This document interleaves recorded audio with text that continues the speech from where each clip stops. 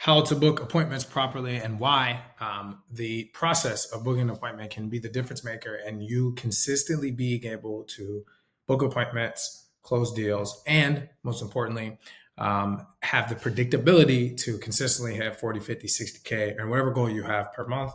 My name is Trey. I'm the owner of Agent Lead Lab. In the past 3.5 years, we've helped 550 agents issue pay $40,000 per month by leveraging our leads, systems, and process. And on this channel, I focus on showing you the behaviors, the principles, and the strategies of those agents, what they're doing, and how you as an agent can actually leverage this yourself. As always, please make sure that you like, comment, and subscribe. Let's hop right into it. So today, I want to talk about booking appointments. I did a little bit of a simplified version of this the other day, but I want to kind of go in more depth. Okay. So, when should I book appointments? Now, this is a sticky one because for a lot of people, I'm a firm believer in try to go for the kill immediately if you can. Like just try to go in and make sure, hey, I'm going to make sure that I can, get this person taken care of right now. The times when you don't do that is dependent on the demographic. Now, I did a whole video on that. It's really just the video I did, a week and a half ago. Just came back from vacation. But the reason why I think that there are demographics is because if you come into a call hyper assumptive from the beginning, right, which essentially means that they fill this out, they need to get it right now, you will more than likely probably shoot yourself in the foot depending on what demographic that you are working with. Say, for example, homeowners, okay? They're typically working. They're not always available to do it right now. So the way that I look at it, that would be a mortgage protection lead or an IUL for a younger demographic client. Somebody fills out the form and they are 50, they are 40. They are probably more than likely working. Now, dialing is a whole nother conversation, but it's setting proper expectations, setting proper pre-expectations, right? Now, in this video, I'm going more high level because in reality, I think that there are tons of different ways to call and book, but I will also just make an example up, okay? Now, pre-expectations is before you actually call a client, before calling clients, what to know. Now, I think this is super important because a lot of people just think I'm going to dial. The booking appointments is just as important from tonality, scripting and what you're saying, and overall being able to close in the same way that it is for a one-call close. Now, pre-expectations before you get on the call are really pertinent because they allow you to position yourself as a different type of authority. Okay, so I look at it, there's two frames, okay? Frame one, if you're equals the one call close frame. All right, frame two equals the booked appointment frame. Now, within these frames, I think there's a sense of urgency. So urgency. Sense of urgency one here, and then there's a different sense of urgency. I'm going to break down both of these.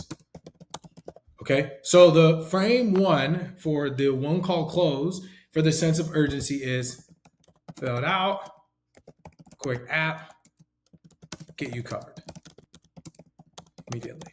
This is typically going to be for more solo clients, very direct, super, super simple.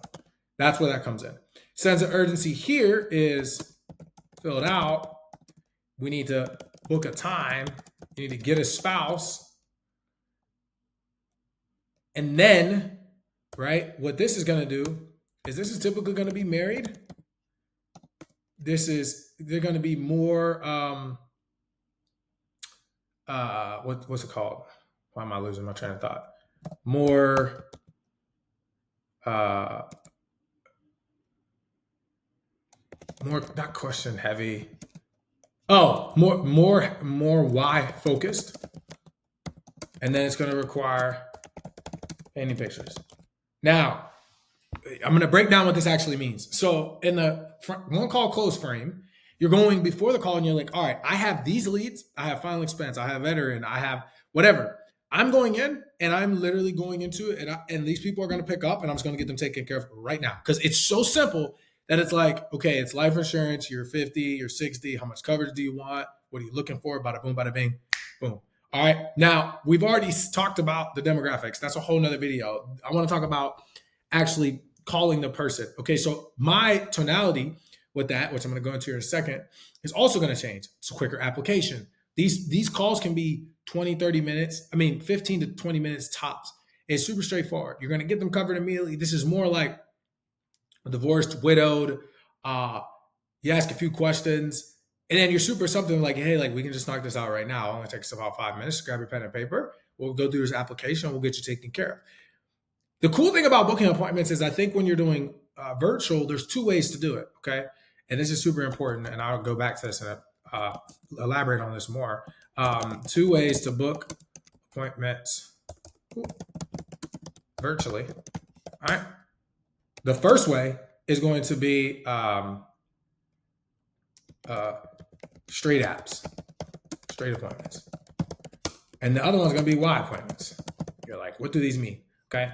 So a straight appointment, this is typically going to be if the call goes a little left off the intro and then you still have to book.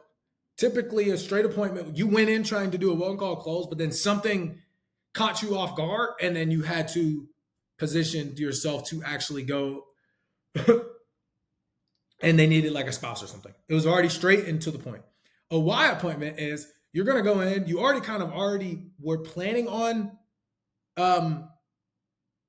booking an appointment, but they had such a strong why that in order to really get the most out of premium and actually help them, you really need to sit down. Like if they're moving around and you don't have all the things you need, you will shoot yourself in the foot by quoting them before it's too late. And that's a precursor, is that part of this frame is understanding that if you go in with the one call close, you probably, it's not that you won't write as much premium because you can, but you could lose out on a lot if you do not do it correctly. So it's like, that's a disclaimer, okay? Like that's super, super important for you to understand the difference between these. Now, depending on how the conversation goes, determines whether you go for a straight appointment or you go for a Y appointment. I'll role play, for example. Hey, John. Yeah, hey, John, this is Trey. I'm giving a quick call back about the request you'd filled out. This was on Facebook. You were looking for the life insurance programs here in Texas, or you listed Jane Doe as your beneficiary. Is that correct? Yeah. Okay. All right, perfect, John. So look, I'm your licensed advisor. I'm going to be the one that's going to be going through this and getting this taken care of for you. Do me a quick favor. Just grab a pen and paper. I'm going to give you some information. All right, cool. Grab a pen and paper. All right, it's my name. My name's Trey. License number, boom, boom, boom, boom. Cool. I go straight into the why. Hey, John, what has you looking into this? Okay, boom, boom, boom, boom, boom, boom, boom. Now, John gives me a straight answer. Hey, I want $10,000 coverage to leave to my grandkids. Cool, John, is it just you or are you married? Not married. Perfect. Sounds good. So just so I'm clear here, ask a few more questions. And like, hey, John, look, so this only takes about 5 minutes. We can just knock this out real quick. Go ahead and get you approved and get this plan put in place. Is there any reason that like wouldn't work for you right now? Right? Or I'm assuming that, we can get this taken care of in the next 5 minutes. Or you can just go straight and be like, hey, John, look, we're going to go ahead and just knock this application out. Can you go ahead and grab your driver's license real quick? I'm going to go through some of this information and get you set up. Boom. And you roll right into it. Now, let's just say that John, I'm still calling this final expense person, is like, yeah, I want to leave $5,000 to my grandkids. And I start digging. And he's like, well, I'm married. And then my wife wants to do, it's like, it's getting too complex. It's like, all right, cool. You set a callback, not an official appointment, more or less like a callback. Or you just try to go to close him then, and then you position it later. Now, typically, if this person is married and are within age range, I would treat that more like a mortgage protection-esque client. Let's say client's 60 and they want final expense, and I start asking if they have a home. I'm going to build the value enough to have a solid appointment. The problem with booking appointments is when you book like a 70-year-old that's on disability and has no additional family to cover, and you're just booking an appointment because you don't want to just close them right now. That is not a valid reason to book an appointment. A valid reason to book an appointment is that You were already going for the close. A straight appointment example would be you got into the process and then now you have to call him back to finalize it because he's like, oh, well, I'm about to run. Then if you try to force and go through that, you're going to run into an objection just because you did not take time to address it. Let's say I'm talking to that John. John's like, yeah, man. Well, actually, like I'm actually about to walk out the house. Like you didn't set it up initially at the beginning to like, it's like you have to book an appointment now. But if you try to get into the app and you've already given him numbers, you cannot, you're like, oh, well, how much does it cost? Well, John, I don't know. And you start, well, it could be in between here and here. You're cooked. Like, don't even do it. Right. That at that point, you've already lost. He's not showing up. If you've already went in and he's like, hey, like we can, I need to get back to you and you've done a good job, then you book a follow-up. Now, depending on the lead type, I don't love booking appointments. I'll give you an example. Filing expense, I'm not really booking appointments. I'm booking follow-ups. Because like, once again, depending on their age, if they're like disabled or if they're on Social Security or they're have a lot of money, but they're widowed, it's like if they don't really have a reason to book an appointment, meaning like you just booked it and they genuinely weren't busy, you just hopped out the call and they're like sitting on their call with you for 5 minutes on the intro, you'll just close them. If they're genuinely busy, they'll let you know at the beginning, and that's when you automatically go straight into to booking like a natural appointment. I guess if you want to say a third, it would just be like natural appointment. And by natural, all I mean is the person's actually busy. You can hear something in the background and you need to book an appointment to have them sit down. That is one of the like pseudo-ish situations where you would do that. Now, when you talk about straight appointments, that was that example. You were already headed straight. Something deviated you from the path. Now you have to book an appointment. The Y appointment was John told you all these elaborate things. He's married. It's all this. It's like there's so much juice. Book the appointment and close and squeeze all the juice out of it. That's how you look at it. Now that is when you go into the one call close frame. That is the first step. Okay, that's going to be here. So I'm going to just go ahead and color this just so you guys can know. That is the first frame. All right. Now, the way you book appointments is applicable to both. Now let's talk about the second frame. This is the natural booked appointment frame. This is going to be specifically for the lead types that should book appointments. Mortgage protection, IUL, annuity. The goal here, what you get is that in return for you going in to book an appointment, you should get a more solidified client. Your close rate should be significantly higher. And the quality of the client in terms of like their stickiness should also be a lot higher. These are going to be typically married. They're going to have large assets they want to move. They're going to have a lot of questions. Sometimes they're going to require you to get on Zoom if you really want to nail it down and do the right thing. Now, you don't have to get on Zoom to close these people. You can do it over the phone. I think for the longevity of the relationship, I think hopping on Zoom at some point is definitely worth it, but it's just a matter of when, right? I'm not saying you have to hop on Zoom to close them, but I do think it'd be good. Like, if I was going back into the life insurance space, I would do things very differently. Maybe I should record a video on that, right? Like maybe let me write that down. Let me write that down real quick. So YouTube video on if I was becoming agent all over again. I might record a video on that because one of the things that I would really focus on is like when I close people, I would actually like build a relationship. I would not do what I was like, well, I'm just going to buy more leads. I would close them. Because now having my own business, which I didn't have when I was selling like that, I've learned the power of referrals. And I would focus on squeezing everything. Like when I close one person, I would not be like, yeah, man, it's like, cool, I closed. I'd be like, okay, I closed him. And then I would set up a process to get referrals. All those things. You can close one person and be like, hey, like there's just I would have a whole process for that. I would treat this like a legitimate business rather than just selling. Because if I just sell, I'm just always buying leads. I'm not actually building anything here. And then it's like, you're just overspending. And I don't know, just my viewpoint on things is very different. So that's probably what I'll go through tomorrow. But anyways, the frame 2, the booked appointment frame is really, really, really cool. So the sense of urgency is still, you filled it out, but I need to book a call because I'm super busy. And this is super important to you. And you're typically going to be married. And I need to focus on the why because these are typically going to be very, very heavily weighed if these people don't take action on what they're trying to do. Now, it's a little bit more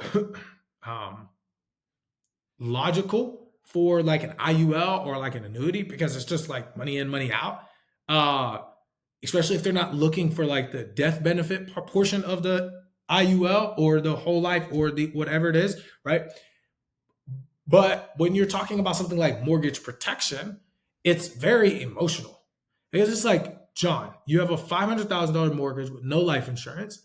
You work, you make, you know, 5 grand a month, 6 grand a month. Your wife makes 3 grand a month. Your mortgage is 2,500 a month, and you have all these other bills too. Together, you guys are bringing in like 9 grand, whatever, 8 grand.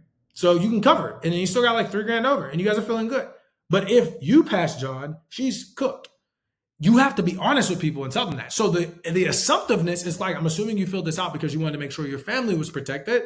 And you actually had something where you could keep the asset, which is the house, or at least be able to sell the house in the event that something happens, so at least your family can have money. If you pass, John, you don't. So it's like the assumptiveness at the beginning and the sense of urgency is like, we're going to book this appointment because we still need to get this taken care of. Now, the difference is I'm not changing my sense of urgency. You can see I said filled it out, book a time, get a spouse. The sense of urgency does not change, meaning like my tonality is still like, I'm an advisor. You need to get this taken care of immediately. I'm booking an appointment, not because I don't want to close you right now. It's because if I close you right now, genuinely, I probably won't be doing what's best for you.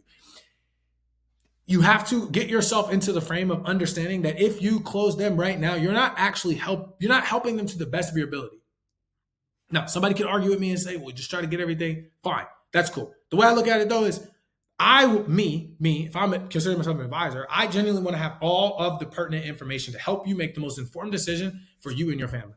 If I don't know all that information, then it does not matter because I am just assuming. I'm just saying like, oh, well, maybe this, maybe that. It's like, well, I need John and Sadie to sit down and talk. I need to know everything about you. If I just know your mortgage balance, how much you make, I'm not actually helping you. I need to be like, hey, John, look, that's what it is. That's why I feel like I would do things different. I probably would get on Zoom because it would be weird if I didn't. It's like, if I'm supposed to be your advisor and I'm here to help you when you pass, I think it would make more sense if I actually got on Zoom, potentially. I'm not saying I had to do this through the call, but at some point, I think it would be good for you to know who I am. If you just know me over the phone, it's like, yeah, I'm closing at a high clip, great. But like the stickiness, people trying to call and people charging back, like, dude, you actually need to have a relationship with these people. That's why I think booking appointments for that demographic is so important because I'm not trying to be, not even rude. It's like if you're dealing with final expense, for example, or even veterans to an extent, which they just have more money. But if you're dealing with somebody 65, 70, 75 who doesn't own a home and doesn't have a whole lot of money, it's like the people they're around too are probably very similar. And, they may or may not friends. And a lot of people, when they're closer to 80, they're just like, it's just all these other things that play into it. When in reality, I think that the best plan of action is you being able to actually care. And I'm not trying to get into the sale, but I think when you book the appointment, the sincerity is super important. Now, you're not going to book everybody. You're not everybody's not going to show. I apologize. But you can book a heck lot of people. And if you book enough people, you really understand what, your output can be. Because this is just frame two, I'm sorry. So your sense of urgency, going back to what I said, should not change. It shouldn't change. I still need to get this taken care of. I'm still your advisor. I'm just waiting on you to get your wife on the phone or for you to book a time because I need you to be sitting down. I need all of your numbers. I'm not just shooting at the wind. Frame one, when you're doing one call close, you can kind of shoot off the hip, shoot at the wind, boom, get in, get out. I mean, yeah, if you need to, you book an app. You feel me? But like, it's like, it in my opinion, your willingness to delay closing them right now to truly have the best understanding of the situation is really good for specific demographics. And I will just say that. You're not going to one call close an annuity. I've never seen anybody do that. Maybe somebody else has, but I've never seen that. So that's already cooked. You can one call close a lot of IULs depending on how you want to do it. And some people do. And if you want to sit on a call with them for an hour, that's fine. But a lot of times, even then, they're typically booked. So it's like just trying to call somebody out the blue and get like go through their whole entire retirement. It's not that it won't happen because it will, but it's like it just depends on how you want to do it. Now, some people will argue against me. They'll say, hey, whatever, cool, that's fine. I've seen both of them work, and there's really no shame in anybody's games. So you know what I like and what I've seen a lot of people do. A lot of people book a lot of appointments for IULs. That's typically how it works, or like any sort of retirement planning. Now, this is important. It's tie downs. Now, I'm not going to talk about the middle interim because to me, that's on you. You should be asking questions that you feel like are important for you to know. Now, the tie down is important because theoretically you can come in and be like, hey, blah, blah, boom, calling. This is what you want. Cool. Everything that happens after you decide the time, even you deciding the time, and there's just tons of videos on that. Like, don't just be like, hey, when are you free? It's like, hey, like tomorrow, Wednesday work. Cool. Morning or afternoon work. Cool. I have this slot or this slot. Which one? Boom. You just take absolute control. You just take control, and then you go into a tie down. Now, for me, tie downs are super important. There's tons of different ways you could do it. Let's role play. Cool. Yeah, John. So I think we need to go ahead and get Sadie on the line too. Here's what we can do though. Let me ask you this, John. Are you like technologically savvy? Yeah. Cool, man. So what I want to do is I actually want to hop on a Zoom because what's going to happen here is I'm actually the assigned rep to you, and we're going to get this taken care of. Now, when we get it taken care of, John, it's super important that you guys actually know who I am. Because I'm your licensed advisor, and I'm also going to be your representative. God forbid something does happen to your family, and we want to get this put in place. That's going to be there for your wife, for your kids, and they're going to have my personal number. So yes, we can hop on a regular phone call, but if you are okay with hopping on Zoom, I think it'd be great. So at least we can meet each other. That's one example. So you don't want to do that. Hey, John, sounds good. Perfect. I'm going to be your licensed advisor, so I want to make sure we get this taken care of. We're going to have the phone put on speaker. We'll have a set time based on what the first one was if you're doing a Zoom. You could use that same little wording I just used. Now, if you want to do a normal booked appointment on the phone, you do it like this. Perfect. So Sadie, perfect, John. So look, sounds like, you're a little tied up and I'm not going to be long, but I do want to make sure that we can get this solidified, right? I do want to make sure that we can get this solidified. So John, just kind of be frank with me here. What time do you typically get in from work? Oh, I get in at 6. What time does Sadie typically get in work? Well, she gets off at like 4:30 and she has to pick the kids up and then, for the daycare and then blah, blah, blah, blah. And then we're both home. She gets back at like 5:45. It's like, okay, so if you get in at 6:30, she gets in at 5:45. Now I have a 6:30 and a 6:45 appointment, but I can squeeze you guys in at either 7 or 7:30, which works a little bit better for you. Now, before that, I'm going to take a step back. I would have asked what time zone are you in. I apologize. John, what time zone are you in? We're in Eastern. Perfect. I'm in Central, right? I just do my thing. So it's like, hey, I have this appointment and this appointment. Which one works better for you? Well, I have this. Cool. So just so I'm clear here, John, she will be home. Now, typically, John, are you guys like doing anything after 7 o'clock? So this is a tie down. I've already found the time. It's 7:30. He says 7:30. Cool. I know when they get home. So in my mind, I have between 5:45 and 7:30 to catch John if he does any sort of BS, if he misses the first appointment. So that's in my mind. Now, I also need to know, I start asking questions to figure out, making sure that he's coming here. John, perfect. 7:30 sounds good on my end. Let me confirm your email. Perfect. So cool, John, just so I'm kind of clear here. Typically, because I know you said you have a family, it's amazing. I look forward to doing this with you. Do you guys do anything like in the evenings? You guys have any like rituals that you guys do? Watch a show at a certain time?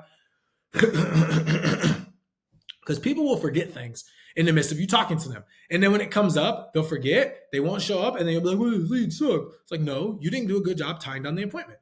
It's like, yeah, John, so what? Oh, actually, you know what? Trey, I appreciate you for bringing that up. We typically, at 7:45, like right around 8, 7:45, 8, we read the kids a bedtime story. Perfect, John. So it sounds like probably 7 o'clock would be a little bit better. If you get in at 6:30, you guys eat something. Let's shoot for like 7. I think that would be good. Because typically when you come home, do you just go ahead and eat? Or do you like come in and shower? Or what's that look like for you? Because I want to make sure you have time to actually eat and shower and be ready for this call. Yeah, no, I typically come in, I eat, and then after I eat, I go and get a shower. But I think it makes sense that we can just meet right after I eat. That way it'd be perfect. Cool, sounds good. So I come in at 6:30, dinner's cooked, eat with the family about 30 minutes. I say we do 7:15, just because it sounds like I want to give you about 45 minutes instead of 7:30. And then that will give us about 30 to 40 minutes tops, which would probably only be about 20 to 30. But worst case scenario, if you guys have tons of questions, we can still get that answered and we can get this taken care of and there won't be any rush. Does that sound fair? He's like, yes. It's like, perfect, John. So let me go ahead and give you one more piece of information. You have that pen and paper there still? Yeah, perfect. Okay, so I just want you to write 7:15 Eastern Standard Time. Perfect. My name's Trey. You have my, can you read back my license number? So I'm just taught. So what I'm doing is I'm building rapport by making him do things. I'm still taking control. I'm the authority frame. I've already told him what we're going to do. I've already told him we're getting it taken care of. I already told him. So I'm already planting the seeds in his head to preemptively prepare for the sale. Now, you can do all that and they still don't show. But that's okay. But I guarantee you, if you don't do that and you just say, hey, yeah, I'll call you at 7:30, dude, the likelihood that he shows up, he may be there if he's super prompt and he knew everything when he's talking to him, but he could also not be there. And by me taking another 5 to 10 minutes to build rapport, talk to him, get him laughing, get him comfortable, I will at least, if he doesn't show up, get a text back that says, yo, I won't be able to make it, brother. Can we reschedule? And although that's not great, it's better than a true no-show. It's better than a no response. It's better than a no call back at all. Same exact lead. That's why you get people who buy age leads and then they crush. And you're like, dude, I just worked that lead. It's like, yeah, because you didn't work the lead properly. It is never the lead's fault. That's why the more I grow and talk to more people, I'm like, bro, it will never be the actual lead's fault, ever. It's because if somebody can take a 30, 40, 50, 60, 90, 1-year-old lead and make a sale, there's no reason you can't take a fresh lead and not make a sale. The only problem is you don't know, like I talked about in this previous video, you have no idea what the ad is saying, so you have no clarity on what decisions to actually make. And if you don't know anything about the ad itself or what's being said, you don't know what to say. It doesn't matter. Like if you don't have any idea of what's said, then you don't know what to say. It's pretty simple. It's not really rocket science. On top of that, you theoretically don't understand what word tracks to use to get people to move. Once you get past the intro, you need to understand how to either book an appointment. You need to understand how to ask questions. And by you asking the right questions over and over and over again and learning what not to ask and what to ask, you will eventually get good. You thinking that, like when I bought leads, I don't ever remember blaming a lead for anything. The only reason that I went and bought better leads is because I wanted to write more business, because I knew that if I just applied my same skill set to a better lead, I'd write more business. But I never said that. I never went out when my first time I went 0 for 15, 0 for 30 and was like, the leads suck. Dude, I dropped 8 bands for a weekend and went 0 for 15. I never once was like, the leads are garbage. I said, I suck. I need to get better. Point blank period. There's no excuses, no explanations, because I live my life and think in that way. I don't blame situations like, oh man, woe is me. I just look at it and say, okay, I didn't do the things I need to do. I didn't say the things I need to say to get the people to show up. And that's why I didn't close anybody and I had a bunch of people no-show me. And I drove 5.5 hours and I got my teeth kicked in. And I said, wow, I literally just went out here, dropped right around $8,000 between the travel, everything to get out there, and didn't close a soul. Did I blame anybody or start crying? Oh my goodness, I'm going to charge back. No, I just was like, it is what it is. What am I going to do? Get upset, be mad, be like, it's the lead's fault, it's my upline's fault, it's the whatever. No, I just took accountability and kept pushing. And I cannot rationalize and agree. And I feel no lack of empathy for people who do that or who move like that. And the reason is because it is a skill set issue. That's all it is. Leads is a lead. When you buy a better lead, you're just paying for expedited time. That's it. It doesn't mean that you're going to guarantee an outcome. It just means you're paying for less time to work. So if you had bad skills and you bought good leads, you still have bad skills buying good leads. The leads don't inherently determine whether or not you're going to book an appointment. They're just going to have less objections. That's it. Theoretically, that's where you're buying time. You buy older leads, they're got more objections you have to overcome. That's it. You have to learn how to overcome the objections. So it's more of a skill to do that. The reason why you want to do that is because it's cheap. And if you can learn that skill, when you get fresh leads, you will crush. There's no reason that you won't. It's pretty simple. It's super straightforward too. So when you can think in that manner, you can start creating more consistent booked appointments or more consistent presentations, and then you will make more money. It's super, super simple. Most people want to make excuses rather than figuring out how to actually grow. So I hope this made sense. This was a pretty longer video, but I wanted to break this down because I genuinely think that this in and of itself is the answer. Like if you don't know how to actually tie down appointments, if you genuinely don't know how to work leads properly, it does not matter. Nothing about it matters. It's like, oh yeah, well, blah, blah, blah, blah, blah, blah. It's like, bro, if you can't get prezzies or booked appointments, you're not going to make money. It won't happen. There's no other way that you can make money unless you get appointments or presentations. That's it. So that's where it starts. People are like, well, blah, blah, blah, blah. It's like, bro, you don't book enough appointments. You're not good.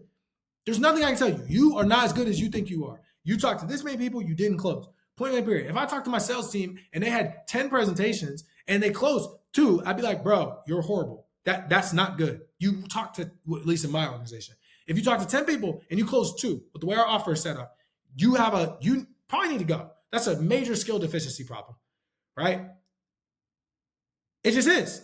Because like you're just buying leads, like meaning me on my team. If you're a life insurance agent and you book 10 appointments and you have 10 presentations and you close 2, it's not, I mean, 20% closing rate. It's not great, but it's manageable, right?